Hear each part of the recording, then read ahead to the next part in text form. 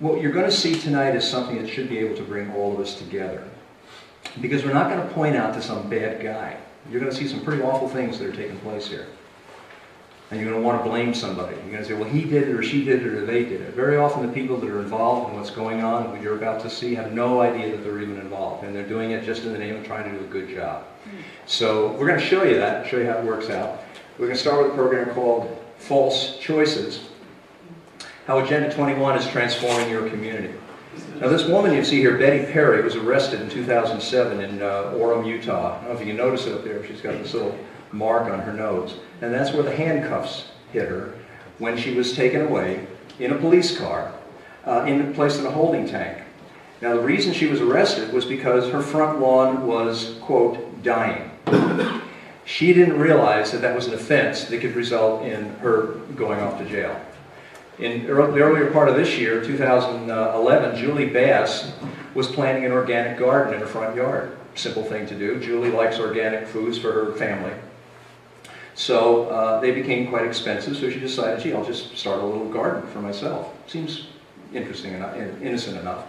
However, she checked with the mayor first to be sure that was okay in their town. And the mayor said, well, that's fine. You can go ahead and plant a garden. We don't have a problem with that at all. She went to the town council, and they said, we don't care. That's fine. Plant your garden. Next thing you know, an enforcement code officer pulls up, and she's being hauled away and now faces 93 days in jail. What happened? The technology officer from town came in and said, that's not allowed under these new zoning ordinances that we've established through our master plan, and therefore you now face charges. She's now fighting those criminal charges. In Dade County, Florida, 1,500 people are losing their homes, and we're going to see why they're losing them and why they're having such difficulty in getting those back. And over here, 17,000 people in King County, Washington, have petitioned the county courthouse to try to win back their land rights because they've lost 65% of their land. So we're going to discuss just how can these crazy things happen. I mean, this is America, and this stuff doesn't happen here, right? Well, in order to get into this whole scheme of understanding why this is going on and how it may or may not affect you, we have to understand the value of property rights. Without property rights, we don't have freedom, we don't have liberty. They are unalienable. They are not lienable. You can't place liens against those. That was the meaning of the word. But it also means it cannot be severed. Property rights cannot be taken away from us. And our founding fathers made a specific point of that. They even went to the Constitution, and the Fifth Amendment of the Constitution said, no person shall be deprived of life, liberty, or property without due process of law, nor shall our private property be taken for the public use without just compensation. So why all this emphasis on property? Well, it's real simple. We talk about rights all the time, but after a while we begin to take those rights for granted, and we forget just what they actually mean to us. So let me put property rights in perspective. You and I and everyone else in this room are organic living beings. We need certain things in order to survive. We need food, we need land, we need a roof over our head. We have to at least have the ability to have that completely within our control, and nobody with the ability to take it away from you. If you don't have that ability, then you're either a serf or you're on your way there. You have to at least have the opportunity, live in a nation where, you know what, I can own this and it's mine and nobody can ever get it away from me. That's why our founding fathers found property rights so very important. It's something that you were given the authority, the ability through the Constitution to own, and no one could ever take it away from you. Now that's the way we work in the United States of America. But not all countries work that way. So what I'd like to introduce you to is the United Nations Agenda 21. We're going to learn all about this tonight, and it also goes by another name, Sustainable Development. You'll find that these two terms are used interchangeably. So we're going to trace the very history of it. So to understand the documents, you have to understand the people who put those documents together. So two people are primarily responsible for this. In 1986, the United Nations requested a report be done. Actually, in 1982, they requested the report. It was finally completed in 87. They requested a report that said, what can we do to protect our planet against things like global warming, against the misuse of our natural resources, and also to eliminate poverty. So they asked Gro Brundtland if she would head up a commission and write this report. So you have to let's understand a little bit about Gro Brundtland. Gro Brundtland was the Prime Minister of Norway 3 times in a row. She's a popular gal. Gro is also the Vice President of the World Socialist Party. Now, since most of the world is socialist anyway, that's not so hard to believe. That makes sense. But what we might understand is what Grow believes. If you go onto the website of the World Socialist Party here in the United States, our chapter of it, here's what it says. The World Socialist Party of the United States is part of a globalist socialist movement that believes capitalism cannot meet the needs of the majority of people in the world, however progressive it might become. To meet these needs, capitalism must be replaced by socialism. Now, there's nothing wrong with this if that's what you believe in, but you need to understand, if you're going to understand where Agenda 21 came from and how this whole piece came to be put together, you need to understand the people who wrote the documents that created it. This gal thinks we need to get rid of capitalism, so that's one of her main objectives. We also have another gentleman I'd like to introduce you to named Maurice Strong. Now, Maurice is kind of an interesting guy. He was the former director of the UN Environmental Program. He's also the chairman of the World Wildlife Foundation. Now, Maurice is a cool guy to get to know. Maurice, by the time he was 25 years old, was the president of Dome Petroleum in Canada. So he was already doing very well for himself. He also purchased 200,000 acres of land over the largest freshwater aquifer in the United States, along with Adnan Khashoggi. We all remember who Adnan Khashoggi is? Yeah. Everybody heard? He was the arms deal that got in trouble a whole bunch of years back. But he was in the newspaper, I guess, probably in the 80s. He was in there most of the time. So these two got together, bought the land up, and the idea was, what we'll do is we'll just barricade the water and then release it to the southwestern United States, and we'll make a fortune for ourselves. We'll control all the water flow to all these farmers down there that need water. So it's like a real cool way to make money. Except the environmental groups the local environmental groups came in and they said, well, wait a minute, you can't do this. So they stopped him and they made him pull out of there, and they paid him a few $1 million to get lost, and he wasn't really very environmentally friendly. So for some bizarre reason, this guy, who just got chased out by environmental groups, suddenly was called upon in 1979 to become the director of the UN Environmental Program. Why? Well, I don't know. Sometimes maybe it's who you know and not what it is that you do. As the director of the UN Environmental Program, he had a mission. And I want you to listen to this mission because you're going to hear this pop up again and again and again. We're back in 1979 now. To provide new leadership and encourage partnership in caring for the environment by inspiring, informing, and enabling nations and peoples to improve their quality of life without compromising that of future generations. It all sounds like good stuff. I want to take care of today, have a good quality of life, and I don't want to compromise the future generations. Sound good? Absolutely, sounds good to me. I'm all on board with that. So we have two players here. One was a socialist who said, I need to destroy the capitalist system. The other, who made a fortune in the capitalist system, but then moved onward and decided the environmental program was a better way. Not exactly on the up and up all the time, dealing with arms traders, doing shady deals with land and so on, and also the head of an oil company. So some of the things he did were not completely on the up and up. If you try to track Maurice down today, you can probably find him because he lives in China. Anybody remember the Oil for Food program?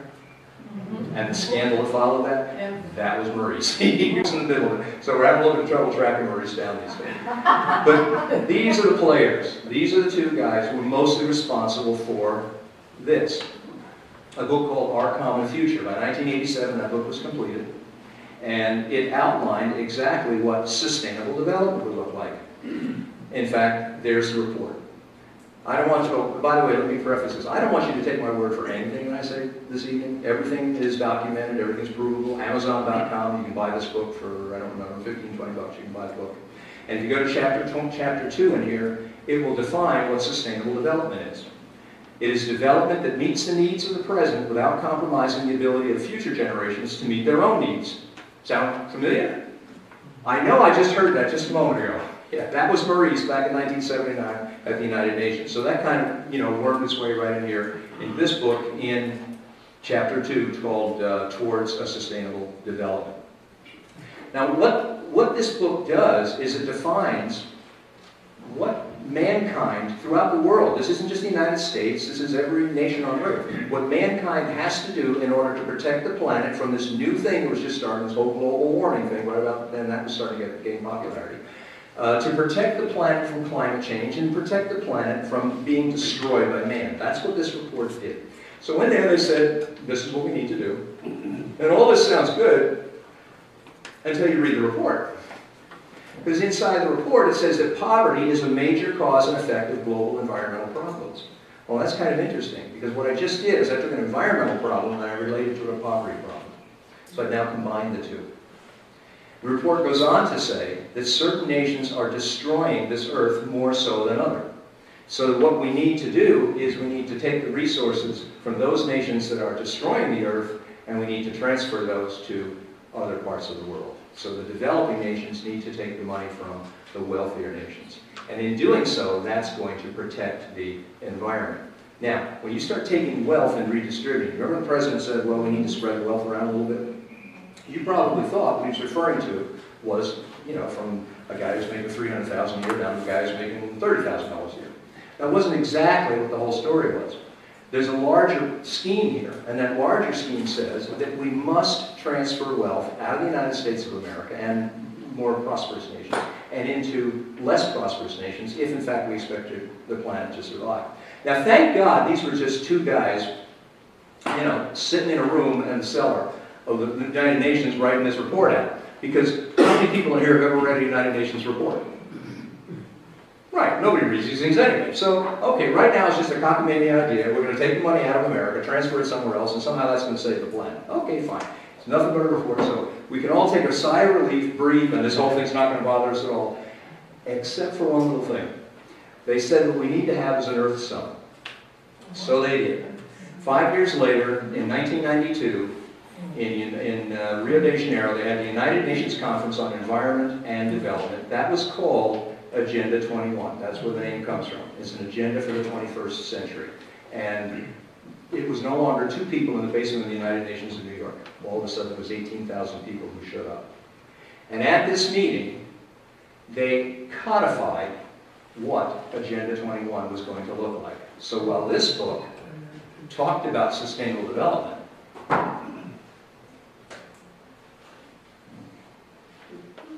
okay. There we go. I knew it was there. It was buried in the basement of the UN. This book codified the report here. So we now have an action plan. Everybody in here heard the word Agenda 21? Have you heard it? You heard the name? Okay, this is it.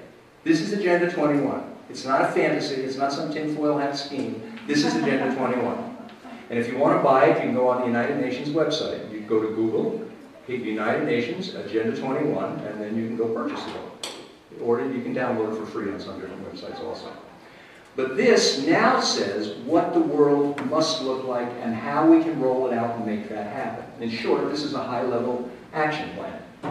There's business people in here. So we have action plans to make things work, right? So that's what this is. This is an action plan. Well, okay, so we have a meeting.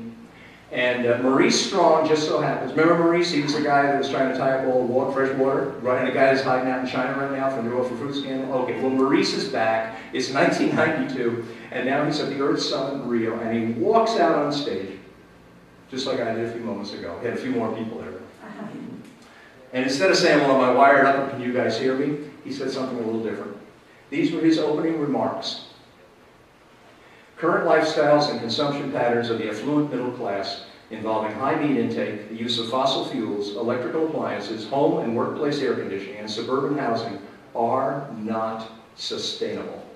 Remember we said it was towards a sustainable community, towards sustainability? Well, now we're deciding what's no longer sustainable. And if it's not sustainable, that means we must begin to eliminate it. He also said, isn't the only hope for the planet that the industrialized civilizations collapse? Isn't it our responsibility to bring that about?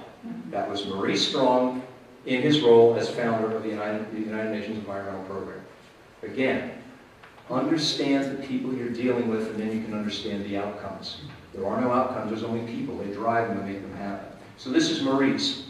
Well, the meeting was over. Actually, the meeting was being designed. The Convention on Biological Diversity was part of the folks that got together to actually draw up this booklet that you see right here. They were part of one portion of the authors of this booklet.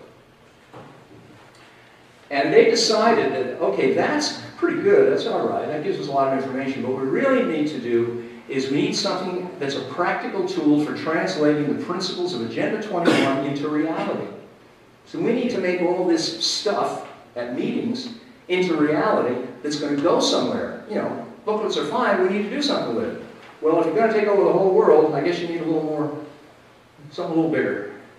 So they got it. They created the Global Biodiversity Assessment, and that's what this guy is. And this Global Biodiversity Assessment chunks down the action plan that's in this book, in 40 chapters in this book, and it breaks it into a worldwide program and says what each nation is going to have to look like if we're going to actually save the planet. So in here it defines, and by the way, you can buy this. I got this from Cambridge University. There's only a few copies left, but they're floating around. You can get a hold of these things. So in here they define not only what the Earth has to look like when we get done, it's going to define what America is going to look like. And I'm going to show you what this book says America is going to look like. Now, thank heavens this is still a UN book, right? So we don't have to worry. This is still at the UN. Yeah, that's all right. So we're in America, you know, and nothing can happen here, so we're okay. So here we are. This is the book. But let's take a look inside this book, because in here it tells you what's not sustainable. So if it's not sustainable, what has to happen to it? It's got to go. It's got to go. It's got to be limited or eliminated. Limited or eliminated if it's not sustainable, according to this book. Well, here's what's in this book. Unsustainable activities. Do you like to ski? Well, skiing is considered unsustainable. Do you like little fish ponds in your backyard? Where you have koi and all these little guys floating around, you go out and watch them each day? Well, you're not going to be able to do that if the folks who wrote this book got their way. But they're not going to get their way because this is America and this stuff doesn't happen here, so that works. Pastures where you can graze your horses. Do you like golfing? Anybody like to go out and golf? Well, golf courses are considered unsustainable. Asphalt, macadam, roadways, concrete are considered unsustainable. Therefore, what we have to do is begin to find ways to get rid of them. Gee, one way we put a bicycle pathway, instead of putting 4 lanes out there, just have 3, or instead of 6 lanes, bring it back down to 4, and just have maybe some open spaces and things around there, so we don't have to have quite so much macadam out there. Unsustainable human activities are dams. You're going to start noticing dams are beginning to disappear in America. I don't know if you've noticed that or not, but just check the news and start to see what's going on. For one reason or another, they're going to start going down because they're unsustainable. Bends in rivers that are human-made, that have been straightened, where there was a bend and man straightened it, that is unsustainable because it's not natural. The scales of justice in the United States of America are unsustainable. All of this comes from this book, by the way. Why are the scales of justice in America unsustainable? Sounds like we've got one of the hottest legal systems going. Well, it's real simple, because animals and plants and the earth have rights. Therefore, they need to have representation and they need to be able to sue us. And they're not able to do that quite as readily as some people would like to see.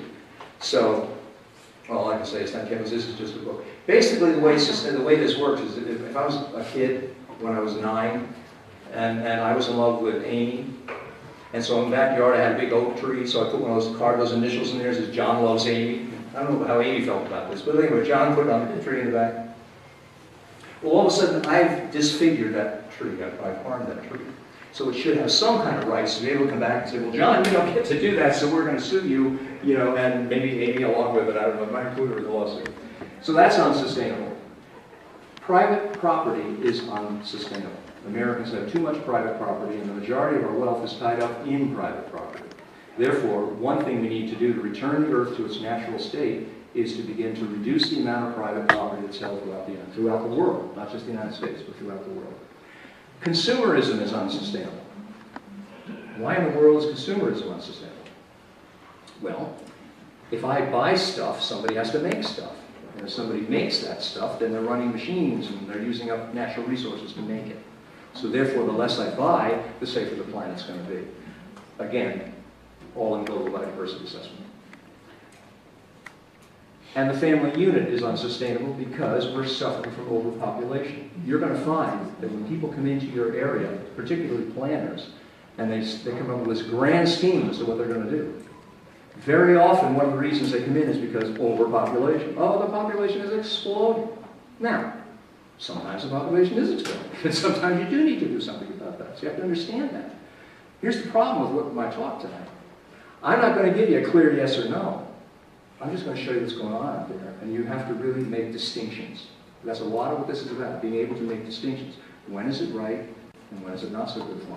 So we need to be able to look at that clearly. But according to that book, we can only support about 1 billion people on the planet. Right now there's 7 billion, we're headed for 15 billion. How they're going to shrink that back down, I don't even want to think about.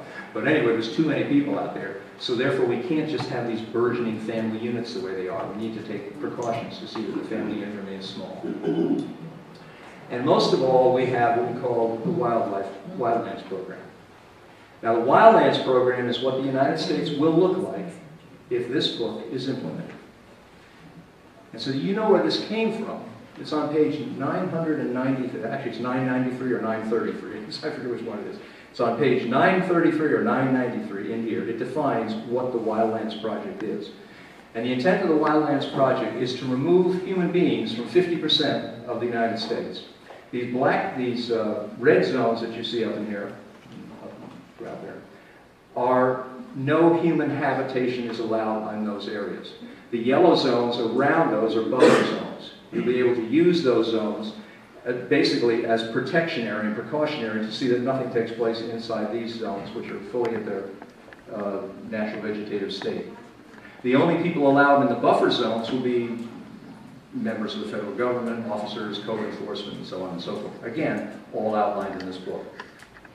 So, where do you think we're going to live? If the wild animals and the wolves and everybody else is taking over the rest of it, where are we? Inner cities. Well, that's about it. We're over here in these little dots that you might see here. And you'll see little black dots over here and little black dots over here. And those are what we call high-density habitats. So this book, and in conjunction with several different meetings of the United Nations, each over a 5-year period from Johannesburg, Germany, right up to present day, have defined what it's going to take worldwide to get us to look like that. Now this map is kind of interesting because you say to yourself, well, okay, this is America, you know, nothing like that could ever happen here. And thank God it was still only a United Nations book, right? So we're okay, we're safe, we're sound, this is a bunch of people from the UN, we'll never have to worry about it. Let's just go back and live life the way we were living it, because it can't happen, well, maybe it can happen. In 1992, George H.W. Bush signed the agreement, a soft treaty in Rio, to implement Agenda 21, Sustainable Development in the United States. He agreed, became a signatory to what they call the Rio Declaration, which you all have a copy of. I think if you have a little copy of this sheet of paper that has the United Nations logo on the upper left-hand corner. He signed on to that and agreed to bring it to the United States. Now we're still safe, okay, we're okay, we don't have to worry about it, because a soft treaty has no teeth. So it means you can't enforce it, you can't do anything with it. So thank God, whew, maybe old George made a mistake, but we're still covered. Except for one thing.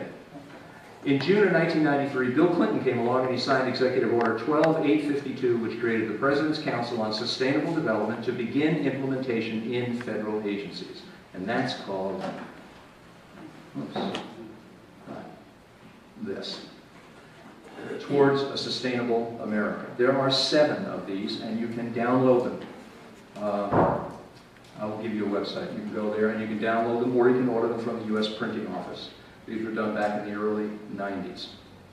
In here, he defines, the Council on Sustainable Development defines exactly what sustainable development is going to look like in the United States of America. So let's just trace the breadcrumbs, like Hansel and Gretel did. We're going to follow through, make sure we get back home again. Let's understand, we had Grow and Maurice and a team of 12 other people put together a report for the UN saying how we're going to save the United States, and this came out back in 1987. This said we need to develop a sustainable world, not just America, not just America. That report was codified in the UN Agenda 21 in 1992. George Bush signed on to it and agreed to everything that's in this book, the Global Biodiversity Assessment. It didn't mean anything because it was a soft treaty and had no teeth until Bill Clinton signed it into an executive order and established the President's Council on Sustainable Development. It is now in the United States. It's here. It crossed the borders. We can no longer say this is just some scheme in the basement of the UN at the end of 42nd Street. Well, it didn't stop there, because once Bill signed the order, everybody else got on board. By 1997, the U.S. Conference of Mayors had created the Joint Center for Sustainable Communities. And why wouldn't they? If I say sustainable development, I don't think bad things, I think good things. I think I want to, recycle my garbage. I want to take care of my front lawn. I want to, build a home that's built responsibly. What could possibly be wrong with sustainable development? And the answer is, there's nothing wrong with sustainable development. What's wrong is when you take a good idea and you co-opt it with a political agenda. That's what's wrong. So we need to make those distinctions. When do I really have sustainable development, and really do I have a political agenda that calls itself sustainable development?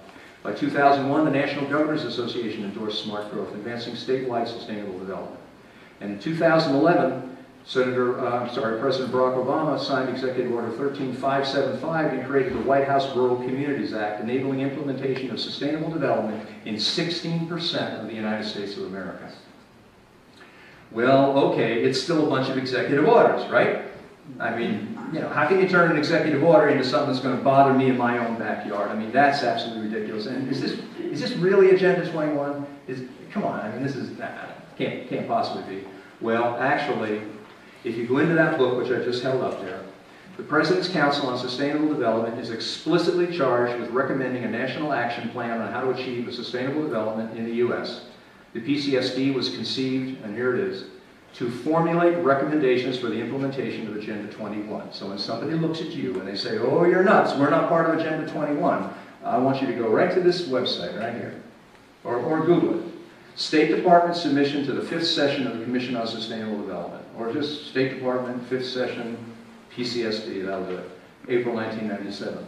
And you're going to find that the only reason the President's Council was formed was to implement Agenda 21. There was no other reason. Did they read? Did they what? Did they read? They do read. Yeah, they read. Now, how did this get to our backyard? Because presidents control regulatory agencies. And regulatory agencies write what? Regulations. That's what they do for a living. They sit there and they write regulations. So now we just bypassed Congress. There's nothing to vote on any longer. There's nothing that your council has to, the congressman or your senator has anything to do with, because we bypassed that whole process. When the president created an executive order, he now embedded it down in 11 of the federal agencies at that time. But he also partnered up with non-governmental organizations. And has everybody heard of non-governmental organizations? Do you know what they are? NGOs? Okay, good. There's only one that seems really solid. We'll give you a little bit more information on that. But groups like the APA here, the American Planning Association, Institute for Sustainable Communities, the Trust for Public Land, and so on. All of these principles that were put together in here and from this Global Biodiversity Assessment, they now made their way down into these agencies. So when regulations are being drawn up by the EPA, when they're being drawn up by the Forest Service and so on, they're in compliance with the President's Council on Sustainable Development, because that's what agencies do. They're supposed to be in compliance with what the President says. He's the boss. He gets to tell them what they can do and what they're not allowed to do. So the motto of this whole Agenda 21 program is development that meets the needs of the present without compromising the ability of future generations to meet their own needs. Have you ever heard that before? Where did we hear that one before? Oh, Maurice. Maurice came out with that, and all of a sudden now it's worked its way all the way up into the Agenda 21. And Agenda 21 consists of 3 E's. These 3 E's, by the way, are defined in this book. Came right out of this book. So you can go in there and you can find what they are. First one is social equity. Social equity is when the individual gives up his personal wants for the needs of the community. We're going to tear into that a little bit more, take a closer look at it. Economic prosperity is part of the 3 E's. Free market is replaced by public-private partnerships, and there's an international transfers of wealth. We're going to talk about that a little. And then ecological integrity, where individual rights are subordinated to environmental needs. So what does all this mean to you and I? Well, laws, under social equity, laws coerce individuals to give up their personal wants for the needs of the community. Or, as Harvey Rubin there said, individual rights will have to take a back seat to the collective in the process of implementing sustainable development. Harvey Rubin is a member of ICLEI. We'll hear a little more about ICLEI in just a moment here. And get this, don't forget Harvey's picture here, because we're going to come back to Harvey again in just a minute, and you're going to meet him a little bit closer. Individual rights will have to take a back seat to the collective. What kind of talking is this? Is this, yeah, it's kind of weird. This is not American talking. This is not what we think of when we think of the United States of America and buy a little piece of property where I can, have a little stream in the backyard and raise my kids and put a little swing set for my grandchildren. But all of a sudden we've got a whole new language that's happening, and it's all in the name of this sustainable development. Economic prosperity, there's two components of economic prosperity according to Our Common Future, according to the Agenda 21 book, and according to the 7 pamphlets, 7 booklets that are put out by the President's Council on Sustainable Development. And a transfer of wealth simply means this. The developmental and environmental objectives of Agenda 21 will require a substantial flow of new and additional financial resources to developing nations. The Rio Declaration says equity will be achieved through implementation of the international economic order and through transfers of resources to developing countries. You get what I'm talking about here? We're going to save the planet. We're not going to save the planet by living responsibly. We're not going to save the planet by recycling. We're going to save the planet by creating a whole new social structure among the people who live there. Now, this would be wacky if it was nothing but a report written in the basement of the United Nations in 1987. But that's not what it is anymore. Now it's here in the United States of America. So when we talk about this Agenda 21 preamble, you're going to find that here in the pamphlet that paper that I just handed out, which is the front pages of this book. That's where it came from. I want you to know where every bit of this comes from, because I don't want you to ever not be able to hold your head up high in any company and say, that's what this is. Because you're going to meet people who have no idea. They're up to their eyeballs in Agenda 21, and they don't know it. And they honestly, genuinely, sincerely have no idea what it is that's going on. So in that case, you need to educate. But we're going to look at a couple of these principles in just a minute. These are the principles that drive this entire system.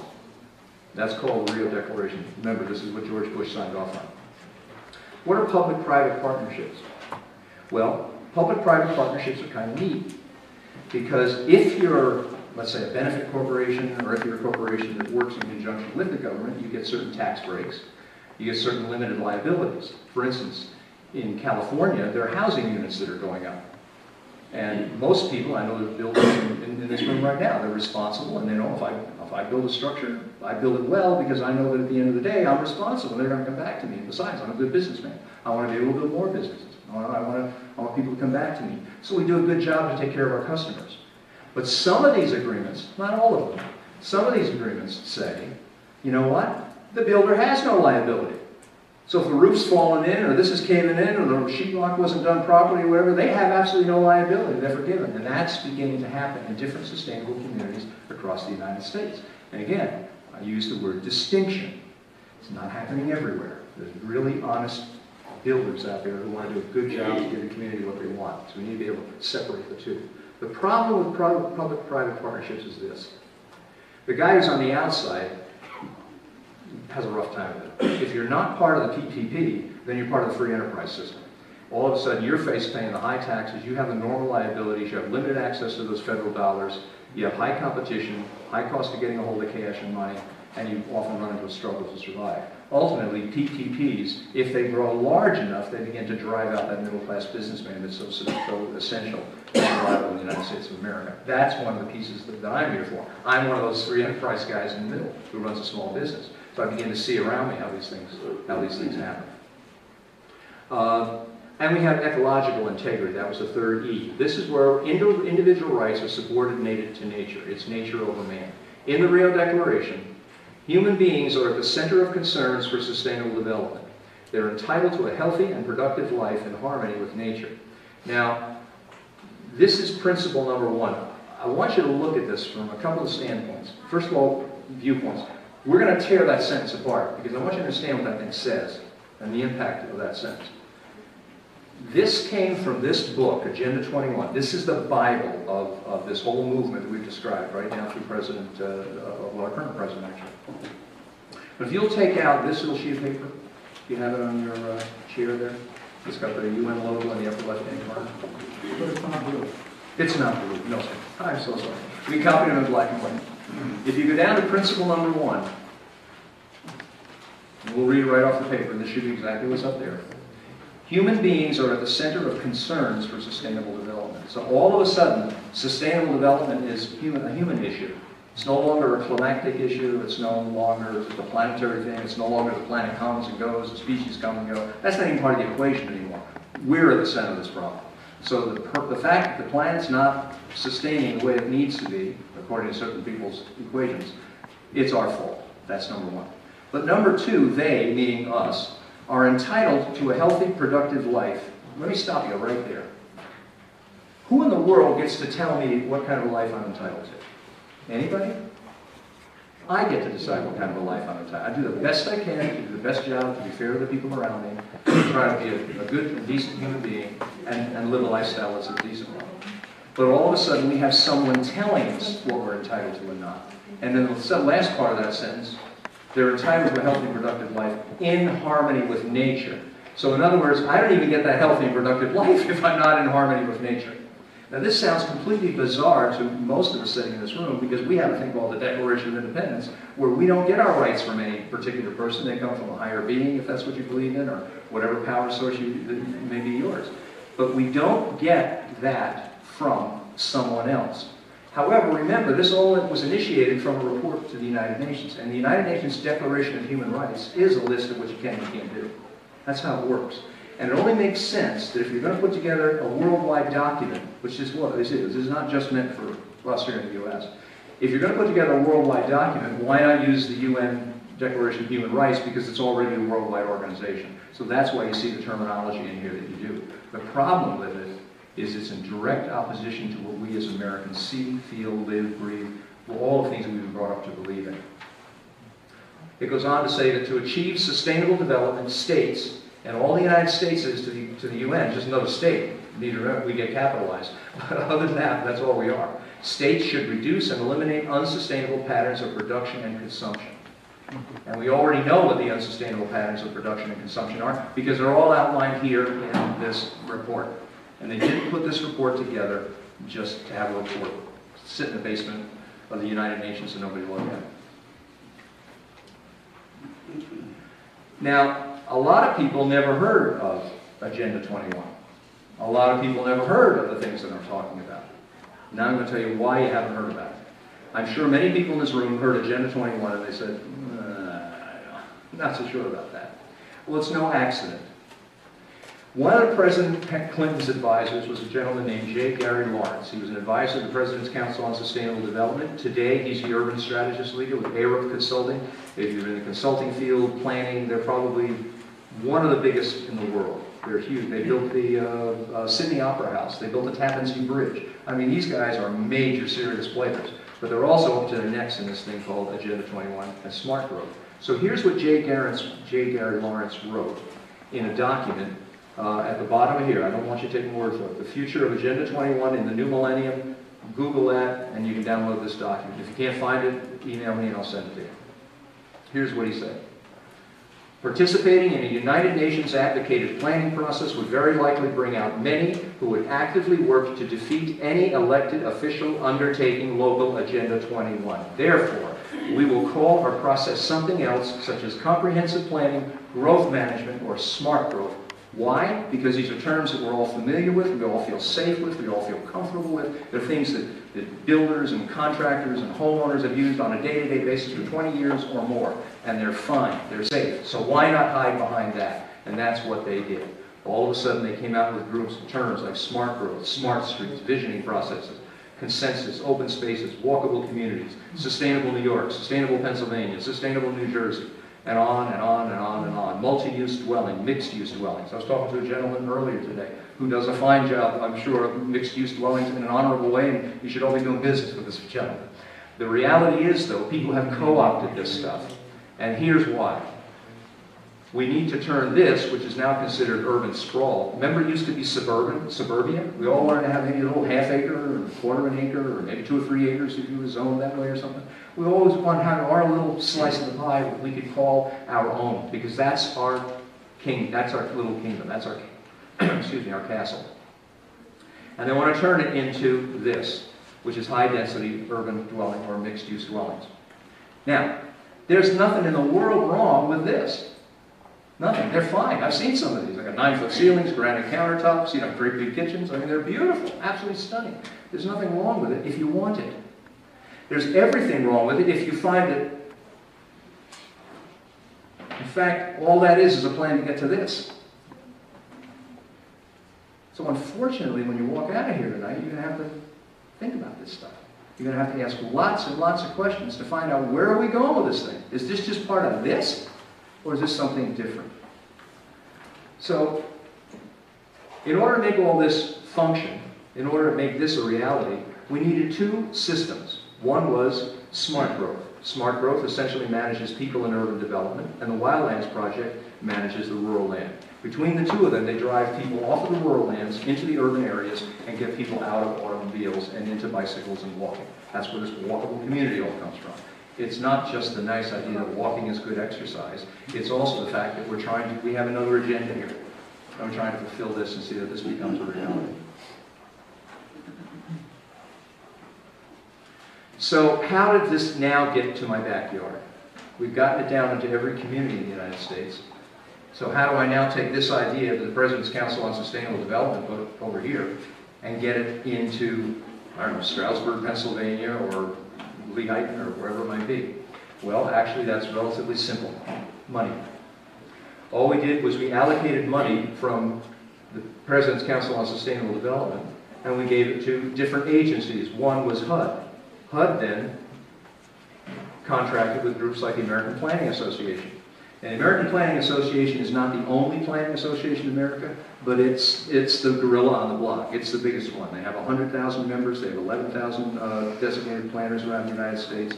And essentially all they did was they put together a boilerplate program that implemented Sustainable America throughout the United States of America. And this is what the boilerplate program looks like. So when a planner comes into your area, and he's from the American Planning Association, or she is from American Planning Association, this is where all that fancy planning comes from. You think you're going to visioning meetings and you're coming up with this really neat idea that's just meant for our community. And while there may be a few little modifications here or there, essentially these are all boilerplate. No matter what the plan is, no matter what community you live in, they're all the same as if it's part of this Sustainable Development Program. But one of these wasn't enough. You still see the screen out there? Okay. So one of these wasn't enough. So we came out with two of them. So this is the second. So there's 1,500 pages of boilerplate. So it doesn't matter where you live, whether you live in Tucson, Arizona, whether you live in Syracuse, New York, whether you live in Santa Cruz, New Mexico, or whether you live in Stockholm, Sweden. The plans are essentially all identical. They're all based on what came out of here, which is driven by what came out of here.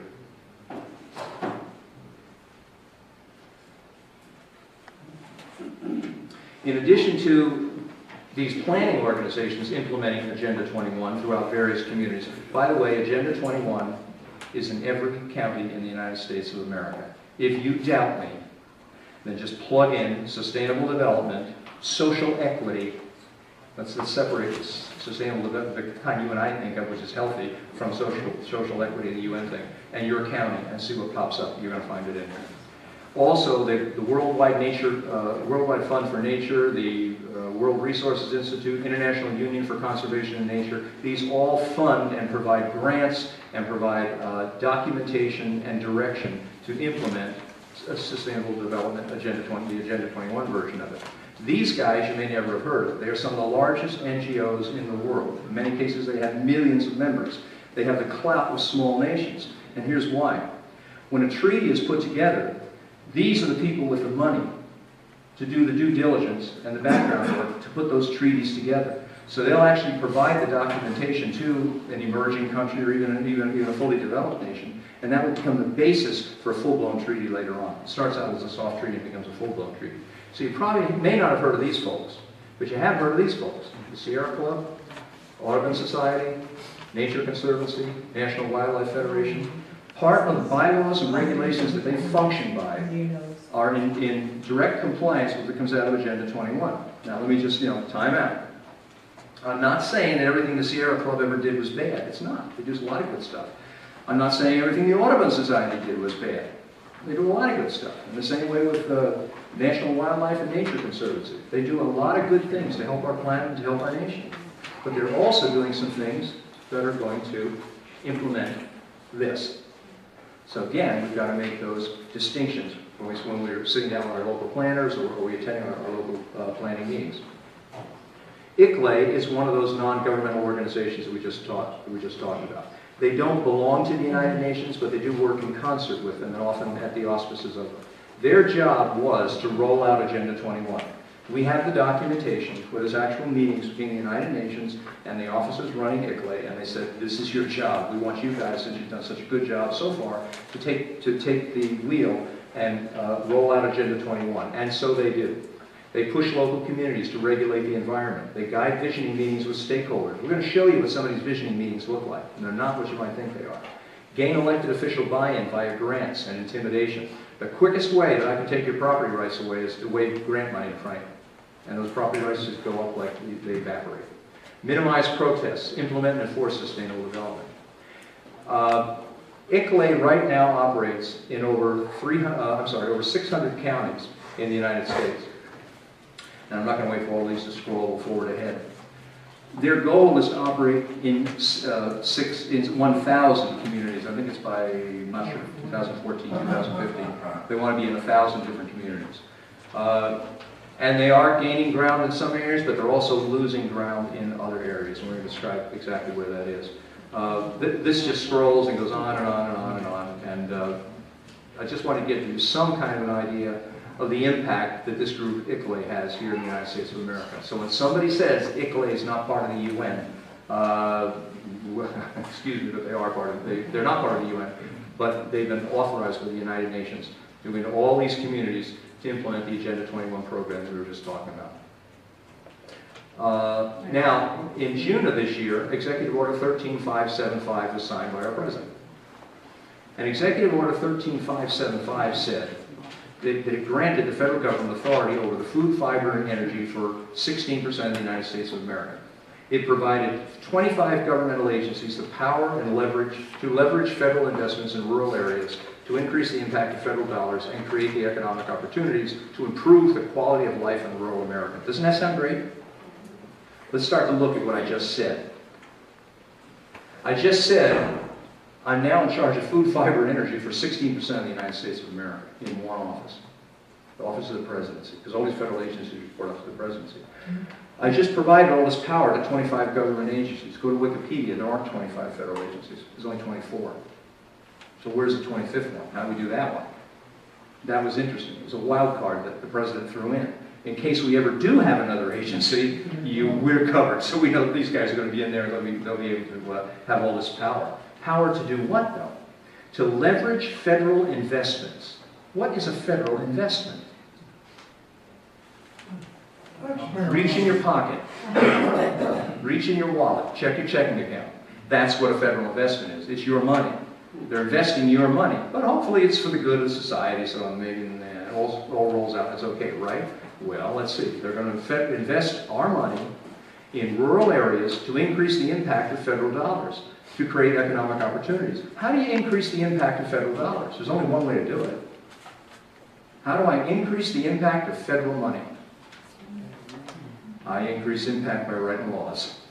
I create more regulations, more restrictions, more limitations. And those regulations then enhance the impact that I have in the organization. It's real easy. And how hard is it for a federal agency to create a new regulation? Anything to it? Nothing to it at all. They sit down. In fact, I have a friend of mine who works as a scientist, works with Department of Environmental Protection, and they say that it's almost a joke when comments come in to the website, because you can go to the website where when new federal regulations come. It's a joke. Thousands and thousands and thousands of people called in when healthcare came out because they put it up when someone passed some of these regulations. They put it up on the agency website, and they don't even pay attention. And they joke about them in the back room. And at the end of the day, these agencies do pretty much precisely what they want. Unless it gets real high profile and there's a lot of pushback, then you might be able to get somewhere with it. So that's what's happening to our federal dollars. So this leveraging that's taking place, here's where it took place. And by the way, this is all in Executive Order 13575. So you can go on, Google it, download it, take a look at it. Executive Order 13575. We impact engagement, leverage our engagement with agricultural organizations, small businesses, educational institutions, healthcare providers, telecommunication services, healthcare providers, research institutions, healthcare providers, Healthcare providers. What does healthcare providers have to do with sustainable development? Well, if you read Agenda 21, it says in here, every person on earth must be covered with health insurance. Now, am I saying that the Affordable Care Act that President Obama passed last year was part of Agenda 21? No, I'm not, because I don't know if he did it with this in mind or not. I can't get inside the guy's head. I don't know. All I know is it certainly works in concert with it, so it worked out rather well. If he did it or not is anybody's guess. But the reality is, healthcare was already written into Agenda 21 and already signed on by the United States. Law enforcement, state government agencies, local government agencies, all subject to leveraging by the federal government, which essentially gives the federal government power over food production, land use, and a de facto cap and trade program for 16% of the United States of America. That's what Executive Order 13575 does for you and I. You remember when the president went on this rural White House, rural communities tour a while ago when he had those 2 buses? About $1 million a pop or something like that? Okay. That was paid for under the White House Rural Communities Act. That was why it was called the White House Rural Bus Tour, because this is the group that paid for it. The buses were made, everybody remember where they were made? Canada. The buses, now, full disclosure, they weren't completely made in Canada. Some of the parts were actually made here in the United States, but the bulk of the money went off to Canada. Now, we do that right here in Pennsylvania, I understand. We can put those buses together and done a fine job here. Why in the world would you transfer jobs and money out of the United States unless you were trying to distribute wealth to different nations? Right. Why would I tie up all my resources here in the United States? We have, I remember from when I was in geography class, when I went to school, about 122 years ago, I think it was when I graduated, they used to talk about the United States being fantastic because they had all these natural resources that made us such a powerhouse of a nation. Well, all of a sudden, we can't get to these resources. And we've discovered new energy resources, and we can't get near those either. But we will give loan guarantees to Brazil so that they can go out and build the same deep water rig that we're concerned about and then sink the thing in the Gulf of Mexico and begin drilling for oil there with our money guaranteeing the loans to make that happen. And then go to that country and say, we want to be your best customer. See how the money goes? Okay, maybe that's not what it's all about, but it sure does fit the formula. 19 days after that executive order was signed by the president, leading figures from the Obama administration, cabinet agencies, U.S. Congress, major corporations, nonprofits, and civil society organizations all met in New York with members of ICLEI. ICLEI's job, according to the UN, was to roll out Agenda 21. So they all had a nice lunch, I guess, after they signed off on the deal. Now, here's what you need to be concerned about on a local level, is how this stuff gets into my community. And again, I want to differentiate again. I'm not saying that every ounce of planning that takes place in the country is bad planning. I'm not. I have a very dear friend who put together a program for 10 different communities. And she did a wonderful job. And they have open spaces there. They've got certain historic preservation on some buildings. They have water issues that they cleared up. And they're now sustainable through the year 2030. Nobody lost anything. They got a little bit of grant money, but they made darn sure there were no strings attached to that grant money. So I'm not saying that you can't have planning and have good planning. I'm saying that you've got to be vigilant. Now, what will happen is, in this Agenda 21 version of Sustainable Development, which is all over the place, a planner or a group member from ICLEI or NGO or maybe from the American Planning Association will approach certain stakeholders in your community. And a stakeholder is not necessarily somebody who lives in the community. It's a like-minded individual who agrees with what the planner wants. And they come in with a crisis. It's always a crisis. And generally the crisis is overpopulation, overcrowding, water challenges, too much farmland, too little farmland. You're not going to be able to supply the food for the people in the area. There's like 4 or 5 key crises. And when these guys come in, they are always the same. We've got one community that we're working with. They came in, this up in Massachusetts. And they said, well, we've got an overpopulation problem, and if this thing keeps going the way it is, by the year 2030, you're going to have, exploding here. Therefore, we've got to begin to redivide the property here and change the way your living is going. Well, the only problem was the population up there has been shrinking. People are moving away, not into from that county, not into the county. There's absolutely nothing to base this on. I've got another county in New Jersey we went down to. There's this transportation report that was done. And based on the transportation report, all kinds of plans are being rolled out that this county has to do. And son of a gun, they're all the same. Mixed-use dwellings, walkable communities, bike paths, open spaces. Everything is exactly identical to what's in these booklets over here. The only problem is, it's all based on a transportation plan that nobody can get their hands on. Now, the state's supposed to release, in New Jersey, they're supposed to release these. The law says you have to have access to these. So we're trying to get them, but we are fighting a heck of a fight to get a hold and see where this documentation came from. Again, I'm not saying all documentation is bad. It's not. I'm not saying all surveys are bad. It's not. I'm saying there are certain places that are becoming overpopulated. There are. But you need to do your homework and differentiate.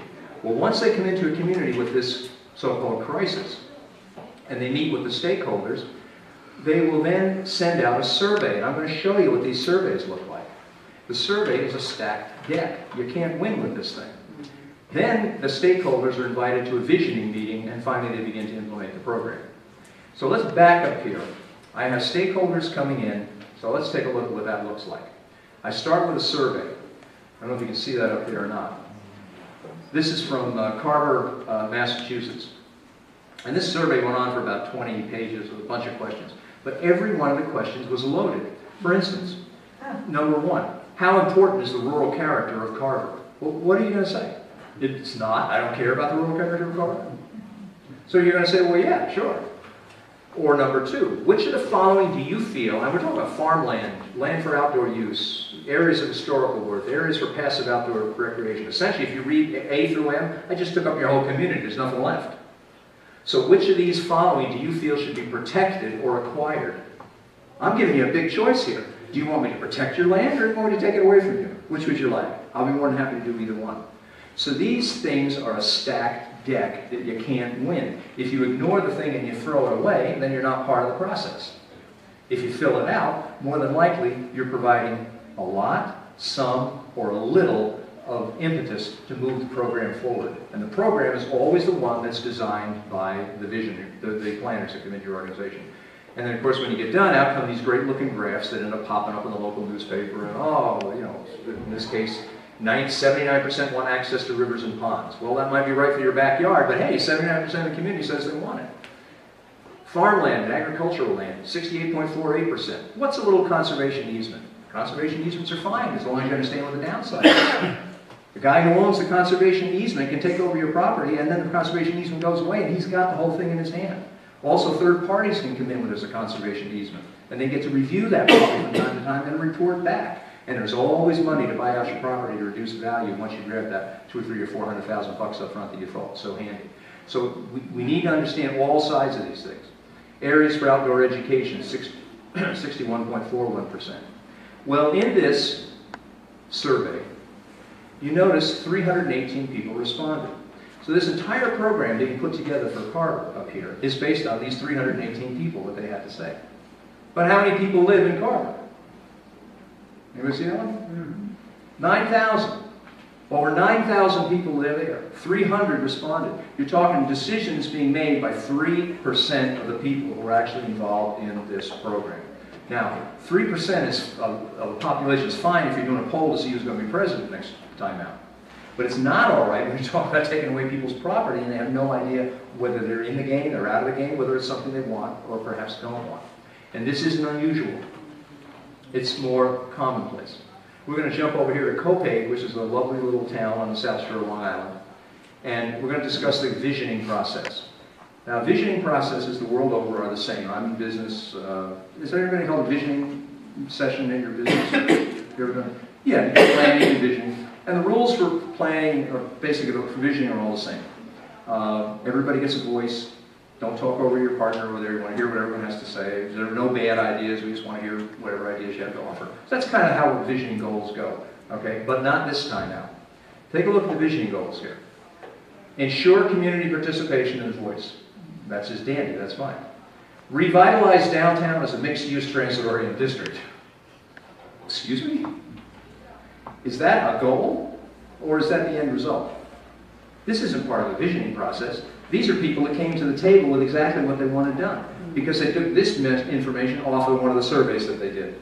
So the survey, and wait till you see how many people were in the survey, decided that we want to explore redevelopment potential for industrial areas around the train station, strengthen economic opportunities in the downtown area. We're no longer going along with the will of the people. We're now completely in bed with the will of the planners who decided what to do. And here's where this stuff came from, so we understand. The most important partner in this process is you. And that's as it should be. And I love the way they put you. The big capital letters are you. You are the most important person here. So who participated in this process? Who participated? Over 300 people participated throughout this whole process.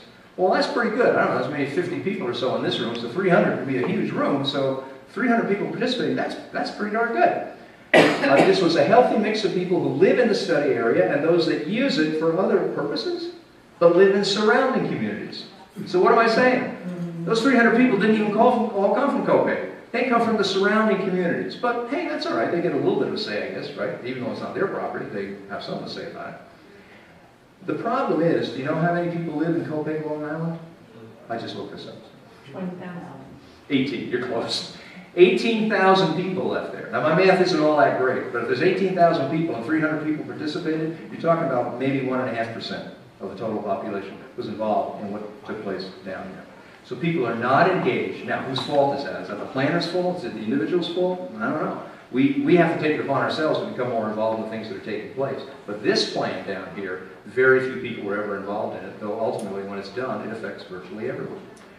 Now, there are certain things we need to look out for when we go into these books and when planners come into your community. And one is called the precautionary principle. Now let me explain what the precautionary principle is. It's pretty much standard in most planning. It says that where threats of serious or irreversible harm to people or nature exist, anticipatory action will be taken to prevent damages to human and environmental health, even when full scientific certainty about cause and effect is not available, with the intent of safeguarding the quality of life for current and future generations. I don't need to be able to prove to you that there's a problem. I just have to be able to suspect that there's one, and that gives me the authority to begin to redesign your locality's master plan. And if I can't do that, I'll go and I get the regulations changed in the organization throughout your community, and I'll get around it that way. Now let's look at this precautionary principle a little more, because this is how those farmers, those people I just mentioned down in Dade County, Florida, all those people looking for their land back, this is how they lost it. Now, if you go to this paper that you have, the UN paper that you have, and go to principle number 15, it's on the second page near the bottom.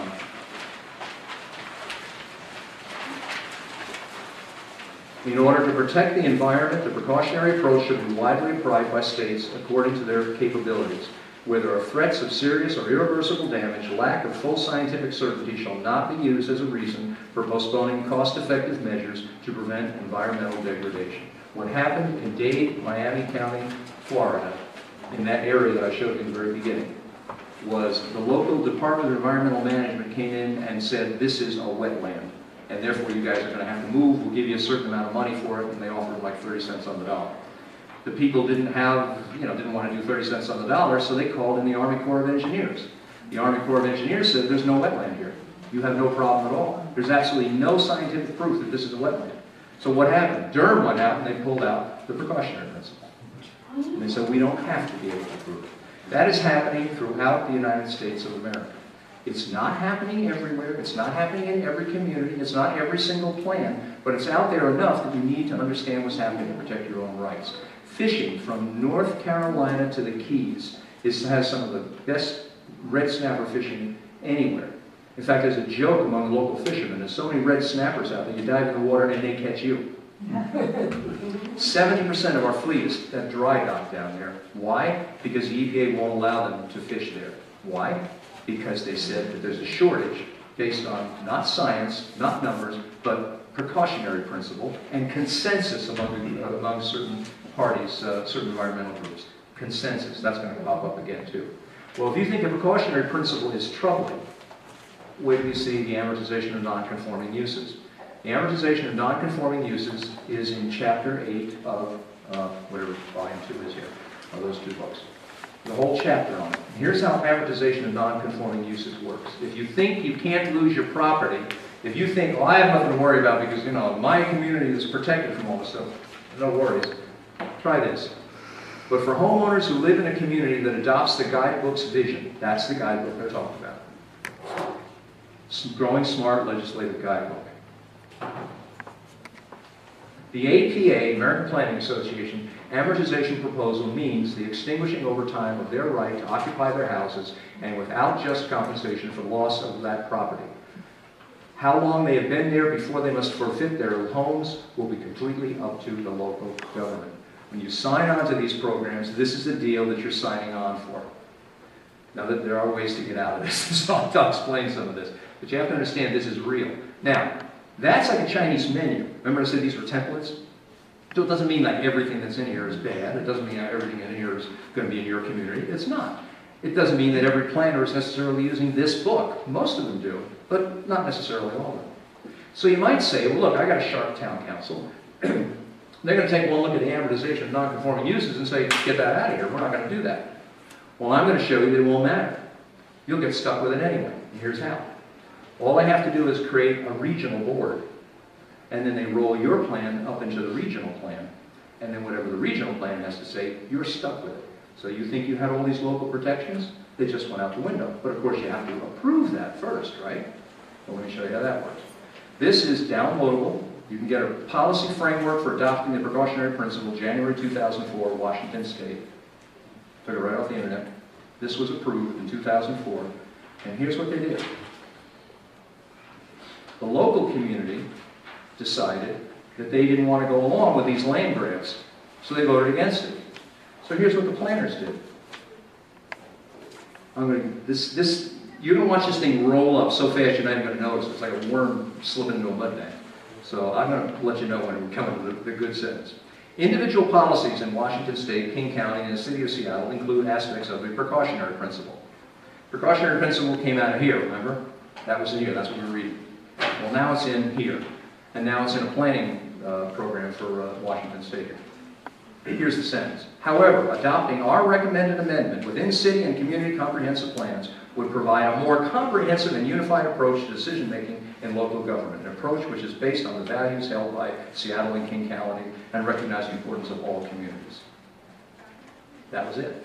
That's the sentence that did it. They signed on to this, and all of a sudden, 17,000 people didn't know what hit them. That's why those people were in that picture, in that news clipping that I had, marching down the county clerk's office with petitions, which were not successful in trying to get their property back again. That's the precautionary, that's the amortization of non-conforming uses. Again, does that mean that all regional groups are not good? No, it doesn't. I have a very dear friend of mine who heads a regional group up in Pennsylvania, not far from here. He's a wonderful guy. He would never want something like this to happen. But it does mean that as citizens, we have to be alert to what's going on around us. This is the 17,000 people. The ordinance 15053 created the 6510 rule. And what the 6510 rule said was on 65% of your property, if you own 5 acres of land or more, you could not build, you could not do anything other than leave that land in its natural vegetative state. So what happens to my property if I give up 65% of it to somebody else? I don't own it anymore. Let's suppose my son or my daughter comes to me and says, hey Dad, things are going kind of rough right now financially, could we move in with you? To which I would say, well no, but I have a couple extra acres in the back, why don't you take one of those and we'll put a house up there for you, we'll find a nice builder and you'll be off and running until you get your feet on the ground. And then I'll have another piece of another building. So, you know, I'm building my own little small empire here. Well, they're saying, no, you don't get to do any of that stuff. Suppose I want to put a swing set back there for my grandchildren when they come over, a swimming pool. I don't get to do that. And the 10% means that 10% of their land can only have the impervious structures on it, the driveway, the building, and so on and so forth. That's all they can actually build on. These people didn't realize this is what was happening to the property, and that's why they were screaming. Now, their property values are starting to drop. In some cases, they've gone up. Full disclosure, some of them have actually gone up. Others have gone down. But over time, what happens is they tend to go up, and then they begin to drop, and they tend to drop down, because those urban areas across the way are where all the building is going on, and that's where all the money is being made, and that's where all the value is being extended.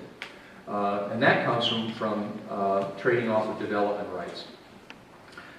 There's several ways that properties are confiscated through this scheme.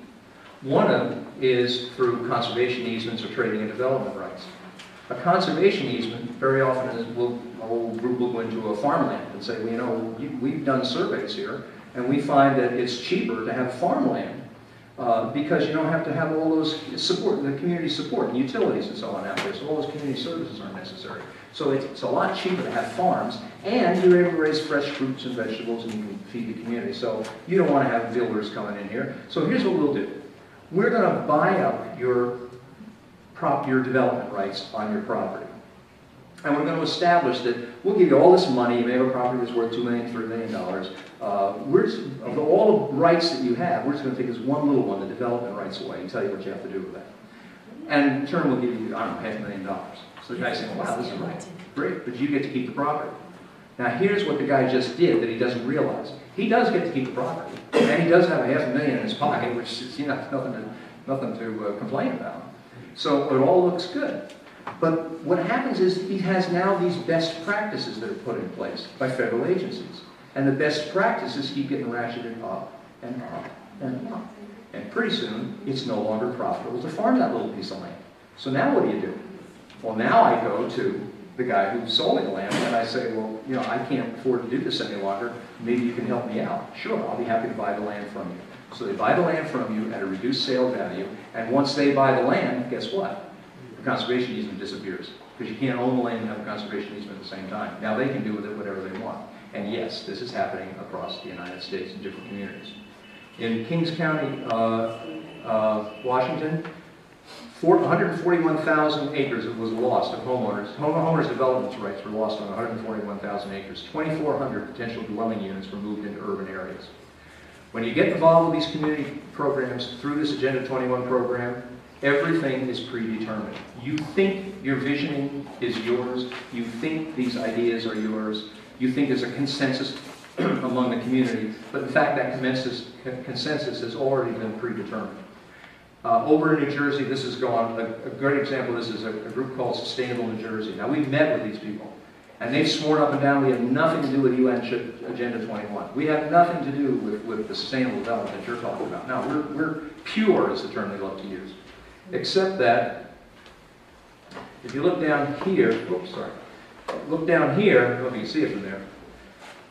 Their program encompasses the three equal interrelated components of sustainability. Prosperity, which is economic prosperity. Planet practice, which was the environment. And people embrace social equity. So equity, environment, and the economy. The three E's are right there in their program. That's Sustainable Jersey. But it doesn't just stop there. Sustainable Jersey in practically every town over in New Jersey.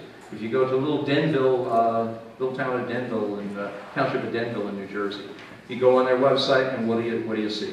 That first line right there, I don't know if you can make it out. The township of Denville has been certified as a sustainable community by Sustainable New Jersey. And what is sustainable development? Well, right there it is. Social equity, environment, and the economy, exactly as we took it out of the exactly as we took it out of the original report for the UN. The UN 3Es are now in every single state in the United States of America. What's sustainable development? Go to the township of Denville, and again we see meeting the needs of the present without compromising the ability of future generations to meet their own needs is one of the most popularly defined definitions of sustainability. It takes its root in the 1987 United Nations Problem Commission. Yes, these are all interrelated. Yes, these communities are involved in Agenda 21. Dade County, Florida, we talked about the 1,500 people. You might say, well, why do they go to court to try to help themselves? Well, they can't go to court because, remember this guy's picture? Remember we saw Harvey? He was the guy that said in developing sustainable development, the needs of the individual are going to have to take a back seat to the needs of the collective. That was Harvey. Well, he's also the clerk of the court. So there's no way these people in Dade County, Florida are going to get any relief by going through the legal system. He also sits on the advisory board to the ICLAI. This is also influencing our children. Now we got 15 minutes to wrap this up. Influencing our children. The goal of the United Nations Decade for of Education for Sustainable Development, for which UNESCO is the lead agency, is to integrate the principles, values, and practices of sustainable development in all aspects of education and learning. Now understand what we said here. Sustainable development, the Agenda 21 version, has made its way into our communities in two methods. One is through development and through planning in the local community, and the other is through the education system. If we can change the minds of children and get them to think more placidly, get them to go along with things, it'll be an awful lot easier to implement this stuff which is anti-rights. So, the educational effort will encourage changes in behavior that create a more sustainable future. Now, how many people in this room sent your children to school to have their behavior changed? Any of you?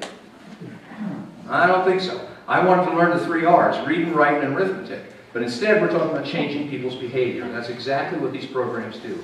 The UN Decade of Education for Sustainable Development, which is right here, this is the overview of the program, is nothing but the 40 chapters of Agenda 21 put in a classroom training program and approved by the Department of Education and the National Education Association for use in the United States. Children are being taught that facts are man-made, and I'll show you where they're man-made. They're being taught about eliminating of disagreement, to rely on experts, and it's only okay to question certain ideas. Now, the reason we're in this room tonight is because we're questioning things. You may agree with me, you may not agree with me. That's fine. You get to question me. I get to question the status quo. You get to question the status quo. That's what the heart of America is about. But all of a sudden, certain things are not open to question. And this came out of this book, by the way, so you know where I got it.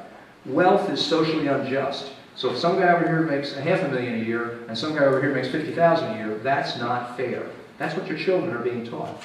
Wealth is destroying the environment. Man is causing global warming. That's up in the air right now. The whole thing about global warming is kind of very highly suspect. Maybe it is, maybe it isn't, but it's looking iffy. Women and girls are marginalized. Well, there's certainly a time when they were more marginalized than they are today. So again, wouldn't you want to at least be able to question that? I know some very successful women who are doing really, really well for themselves. So I don't know. I want to be able to question these things. Your kids are being taught not to question it, and I'm going to show you how. One way is through a program called Connected Math. This is the Connected Math Guidebook.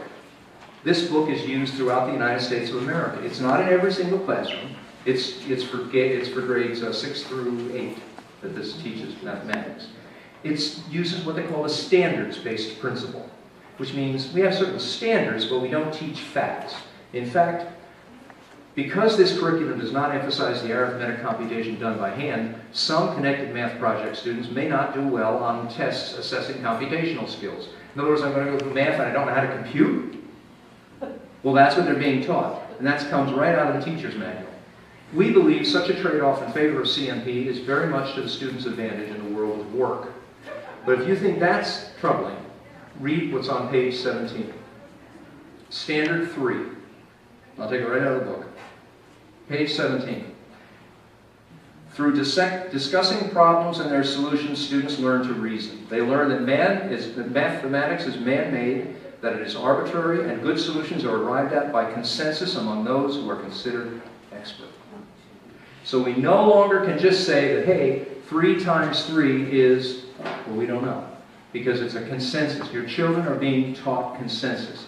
More and more through society, you're going to hear this term consensus pop up. Have you heard about the idea that there's a consensus that there's man-made global warming? Yes. There is no such thing in science. As I said, my friend is a scientist. They don't do consensus. They do facts, and you either prove them or you disprove them. And if you prove them, then you go on to become a hypothesis. And if that sticks, then it becomes a theory one day. Did you ever hear of the hypothesis of anthropogenic global warming? There was no such thing. It just became a theory overnight, and suddenly it had the same status as a theory of relativity. How did that happen? It happened through the notion that consensus was okay, and we put it everywhere. And that's what your children are being taught in school. Consensus. Math is arbitrary. Now, there are people fighting back trying to get this out of the school system. In Texas, they got it out of a few of the school districts. But there's a lot of controversy over this. There are reports out that say that this is, quote, an exemplary system. Guess where they come from? The Department of Education. That's who says it's an exemplary system. And the way they get it into the school system is through grants. They give grant money for training, and the schools suck up the grant money, and they're stuck with the program. Influencing our children. Now, you might think that all this is just a bad mistake, like new math, and maybe we're just, we tried to teach our kids the right things, so we did a good job, we kind of messed up. Well, I'm going to show you that that's not the case at all. What you're seeing here is intentional. And I got this right out of here, Education for Sustainable Development Toolkit, written by Rosalind McEwen. She's one of those experts. And here's what Rosalind had to say. Generally, more highly educated people who have higher incomes consume more resources than poorly educated people who tend to have lower incomes. In this case, more education increases the threat to sustainability. You get my connection? You think this is an accident? It's not. Nobody spends, to the best of my knowledge, spends more money on education than we do per child in the United States of America. And yet our grades keep dropping and dropping and dropping and dropping. And part of the reason is because of exactly what you see in this booklet. If the kids are highly educated, they consume more, and that's going to be bad for the planet. Therefore, we only want them to know so much, and consensus is easy. If I get a kid that's been drilled consensus in his head, then he becomes very compliant. Communities are pushing back. Carroll County, Maryland had an Office of Sustainability. They dissolved the thing. Las Cruces, New Mexico, Carver, Massachusetts, all of these are towns. The state of Florida just outlawed smart growth throughout the whole state. That didn't stop all development, but it woke a lot of people up. Virginia is pushing back. Spartanburg, South Carolina. Carroll County, Maryland, we just mentioned. Edmonds, Oklahoma dropped out of ICLAID. Montgomery County, Pennsylvania dropped out. Oklahoma City dropped out. 14 communities across the country now have dropped out of this ICLAID program. They said we've had enough of it. I'm on a time now. The Wisconsin legislature introduced bills enabling local governments to repeal comprehensive plans. What I'm saying is not mystical, it's not tinfoil hat, it's not imaginary, it's not some conspiracy thing. This is happening. 2 bills have passed are in the legislature right now to try to return property rights back that have come in when community planners come in and alter those master plans so that people win their property back again. And in Bonner County, Idaho, we're working very closely with the people out there. They've established a property rights council to protect private property rights from governmental activity. Governments are coming, bypassing your local community, bypassing your local town laws, bypassing your local ordinances, and money is coming right down from HUD. And when you accept that HUD money, there's a 66-page document under NOFA, Notice of Funds It is now 8:35 and the library will close promptly at 9 p.m. Go to page 11 in that document and it will tell you exactly what your community is going to look like, whether you want it or not, if you took that money. And here's what you can do. Learn more, Google the stuff that I put up here. I want you to check out open spaces. When people say it's overpopulated, find out why. Ask for definitions of social and economic justice. Write out what your concerns are, get them to your town. Check with your representatives, find out their names and educate those people. Demand political candidates take a stand on this sustainable development stuff, this version of sustainable development. Remember, we're not against sustainable development, we're against this version of it. Recruit your neighbors and your friends to get involved. And in conclusion, our local communities are now in peril because a small group seeks to convince us that unless we surrender our property and our freedoms, unless we subsume our individual rights to the good of the community, the planet will not survive. Yet this is a false choice. For over 200 years, Americans have protected our planet, our nation, and our liberties. As communities, we can pull together to create our own plans to improve the environment, without the control of international groups and the seductive lure of easy federal grants. Working together, we can save our environment and keep our rights and freedoms. That is the real choice. Thank you, ladies and gentlemen.